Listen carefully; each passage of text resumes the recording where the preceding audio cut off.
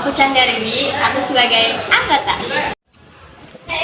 Nama kamu siapa? Halo, perkenalkan nama aku Salsabila Syakib sebagai anggota. Kenalin diri dulu dong. Nama saya Ahmad Bilal sebagai anggota.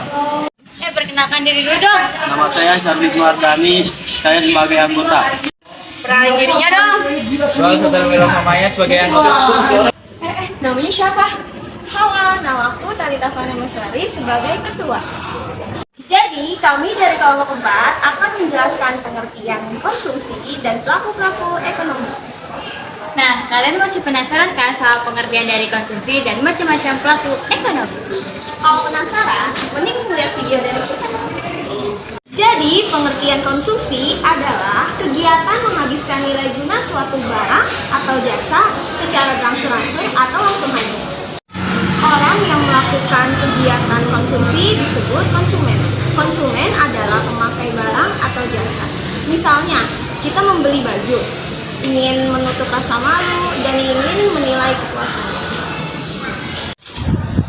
Teori konsumsi yang pertama ada teori konsumsi siklus hidup. Teori konsumsi siklus hidup merupakan teori konsumsi yang dikembangkan oleh Franco Magdiliani, Albert Ando, dan Richard Bamberg yang dikemukakan pada tahun 1950. Teori ini berpendapat bahwa kegiatan ekonomi adalah kegiatan seumur hidup. Menurut teori siklus hidup, faktor sosial ekonomi seseorang atau rumah tangga sangat mempengaruhi pola konsumsi orang atau rumah tangga tersebut. Selanjutnya yaitu teori pendapatan permanen. Teori pendapatan permanen meyakini bahwa pendapatan yang mempengaruhi tingkat konsumsi. Perbedaannya terletak pada pernyataan yang menyatakan bahwa tingkat konsumsi mempunyai hubungan profesional dengan pendapatan permanen. Yang dimaksud dengan pendapatan permanen adalah tingkat pendapatan rata-rata yang diekspektasikan atau diharapkan dalam jangka panjang. Teori pendapatan relatif. Teori pendapatan relatif merupakan teori yang dikembangkan oleh James Dunsonbury pada tahun 1949. Teori ini lebih memperhatikan aspek fisiologis rumah tangga dalam menghadapi perubahan pendapatan. Inti dari teori konsumsi pendapatan relatif adalah tingkat konsumsi masyarakat yang dipengaruhi oleh tingkat pendapatan disposable di yang masa lalu, terutama tingkat pendapatan tertinggi yang pernah dicapai, karena pola konsumsi saat ini masih dipengaruhi oleh pola konsumsi yang lalu. Teori konsumsi Keynes.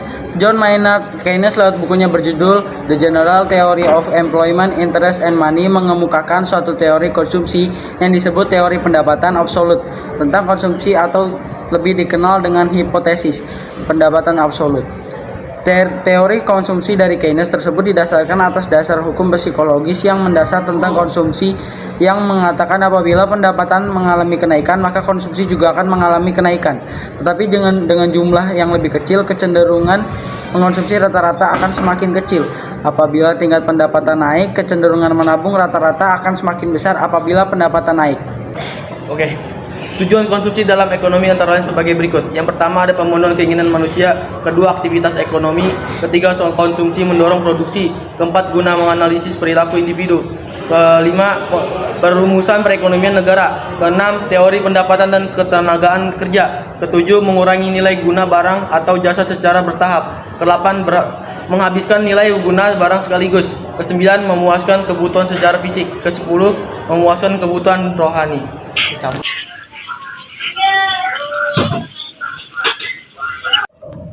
Nah, sekarang udah pada tahu kan apa itu pengertian konsumsi, tujuan, contoh, serta teorinya. Kira-kira apa lagi nih yang mau dibahas?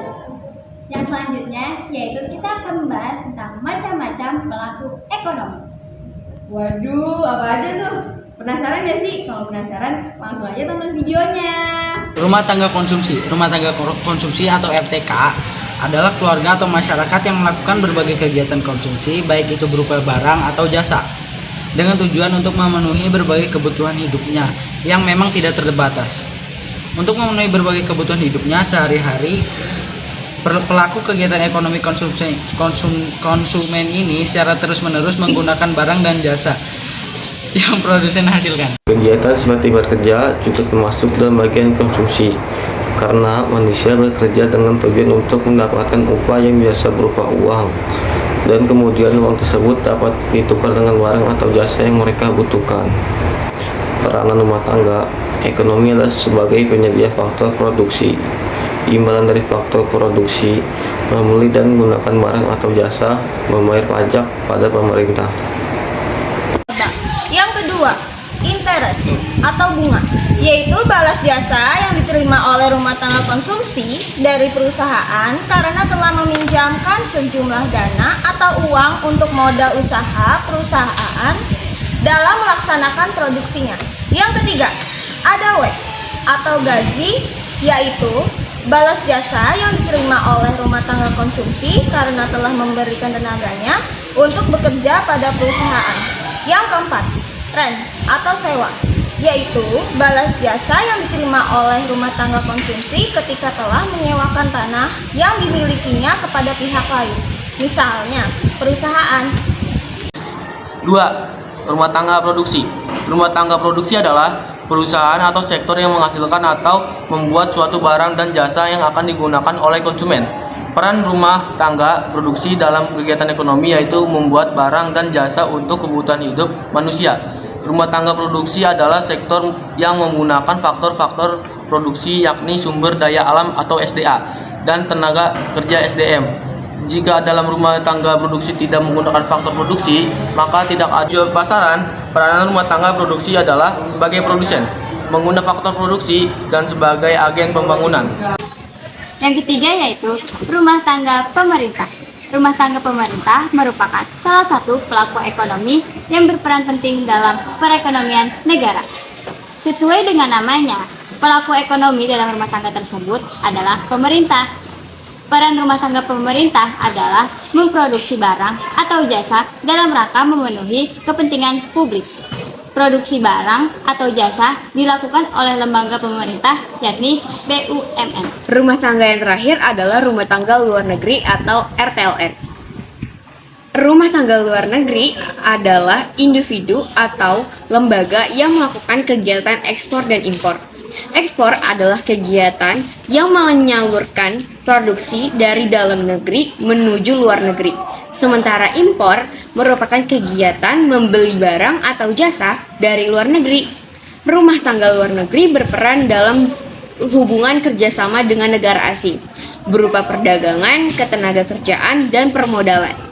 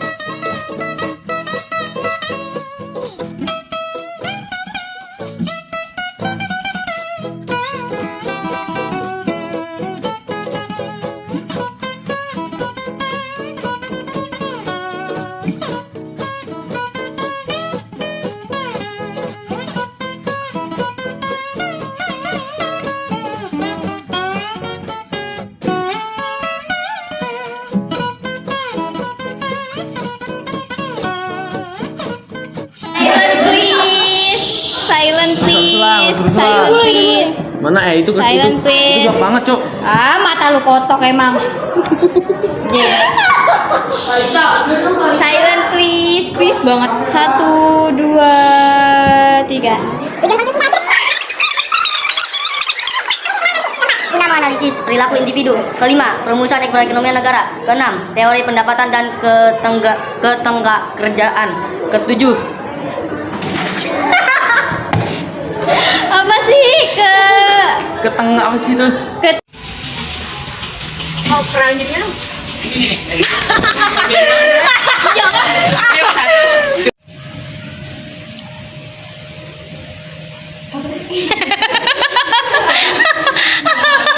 Sekian presentasi dari kelompok kami, kurang lebihnya mohon maaf.